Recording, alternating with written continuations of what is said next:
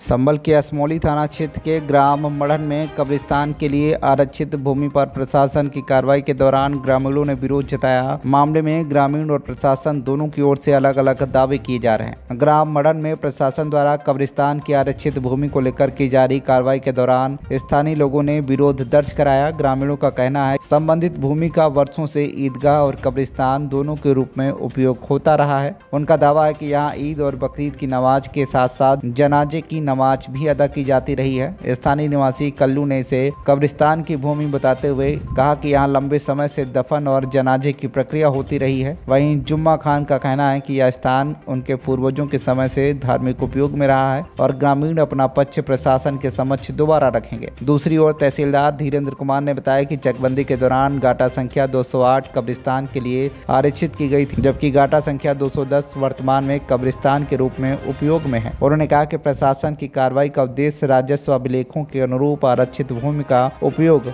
सुनिश्चित करना है। क्या प्रकरण है ये और कितनी जगह है ये ग्राम मढ़न में चकबंदी प्रक्रिया के दौरान गाटा संख्या 208, 218 एयर और 210, 417 एयर कब्रिस्तान हेतु सुरक्षित किया गया, लेकिन उक्त प्रयोजन को बदलते हुए 210 में तो आज भी कब्रिस्तान के रूप में प्रयुक्त हो रहा है, लेकिन 208 में इन्होंने उसका प्रयोजन बदल के उसको कुछ स्थानीय माफियाओं ने उसको ईदगाह के रूप में परिवर्तित कर दिया और अपना प्रयोजन सिद्ध करने लगे, जिससे कि गांव में असंतोष है कि हमारे कब्रिस्तान की ज़मीन कब्जा मुक्त होनी चाहिए। तो आज क्या कार्रवाई हो रही है? ईदगाह से को हटा करके कब्रिस्तान को वास्तविक स्वरूप में स्थापित किया जाएगा। धन्यवाद। क्या नाम है आपका? मेरा कल्लू नाम है। भाई क्या नाम है? ये तो मालूम चल रहा है। अच्छा, आज 4 महीने से चल रहा है, करीब 6 महीने हो गए भाई। इसे मिसले को चलते हुए ईदगाह के 6 महीने हो गए भाई। मेरे जो करने वाला है यहाँ वो पीछे नहीं छोड़ रहा है और सब क्या पता फोन कर रहा है। आपका मेरा नाम कल्लू है। क्या मामला है? मामला ये जगह क्यों कर रही है हमें पता चल रही है, ये क्या वजह है, क्यों कर रही है, क्या बात है, कौन है? आज किसी से झगड़ा नहीं है, कोई झगड़ा नहीं है किसी से, तो क्या बात है? अच्छा, कौन यहाँ पर मुतवल्ली है या जो इंतजाम देखते हैं, कौन आप देखते हैं?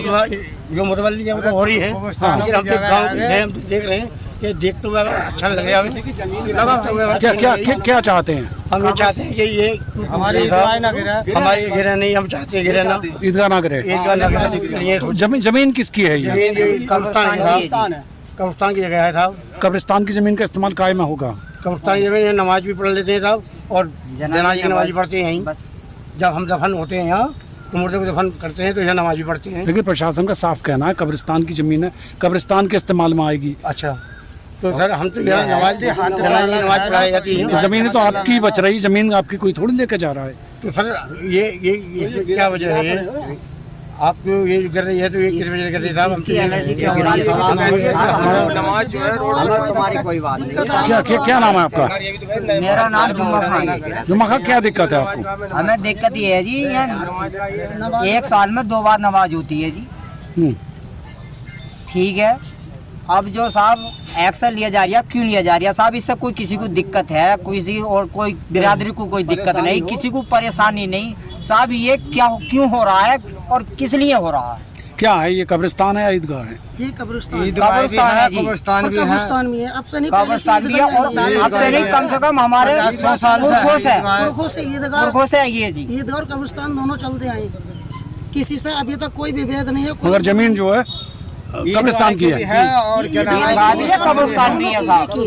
पहले एक मिनट हमारे पीछे थी हमारी ईदगाह बनी, तो रोड पे आदमी जाते थे नमाज जब रोड बंद हो जाता था साहब, जब नमाज के लिए नमाज पढ़ते थे रोड बंद हो जाता था, तो इसीलिए हमने पीछे को हटा कर साहब यहाँ बना ली हो गए थे ना बस। तो क्या प्रशासन से मांग की है आपने कुछ जी? यहाँ के स्थानीय मांग तो बहुत बार की साहब। अब फिर पेश होंगे जाके, फिर मांग करेंगे?